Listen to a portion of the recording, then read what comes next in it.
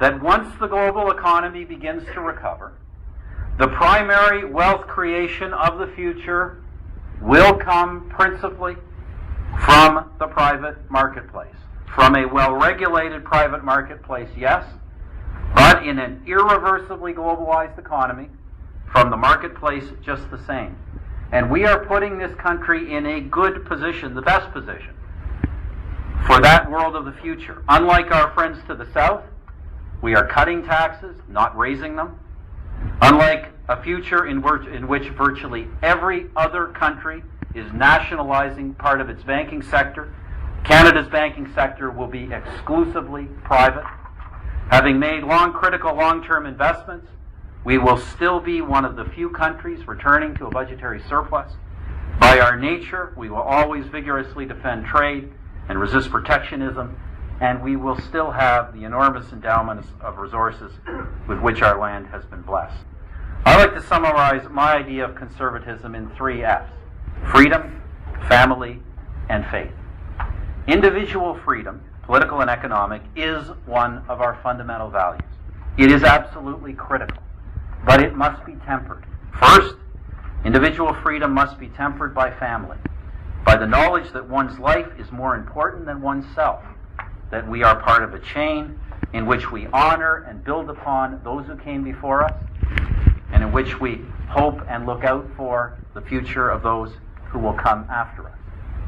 Second, freedom must be tempered by faith, or more broadly, by what faith in all its forms teaches, that there is a right and wrong beyond mere opinion or desire. Most importantly, it teaches us that freedom is not an end in itself, that how freedom is exercised matters as much as freedom itself.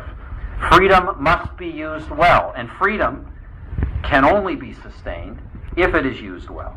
Now, I know the libertarian, and I'm sure there are a few in this room who define themselves that way.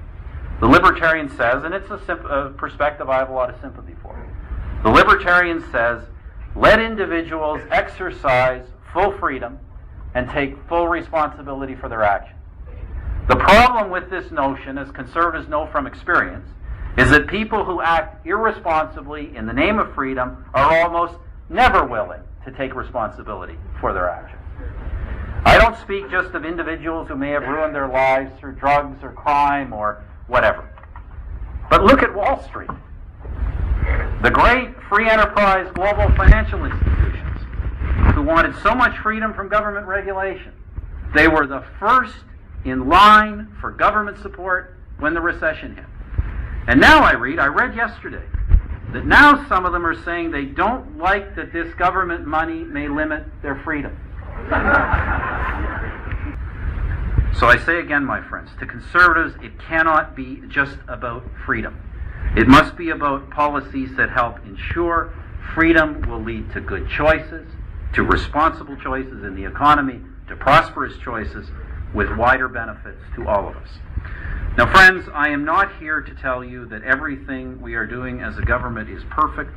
We are operating in a very difficult political and economic environment. Options are limited. Risk is everywhere in everything we are doing. But I can tell you the following, that we are on the right track, that the other guys would take us off that track, and that we can stay on the right track if we continue to work together.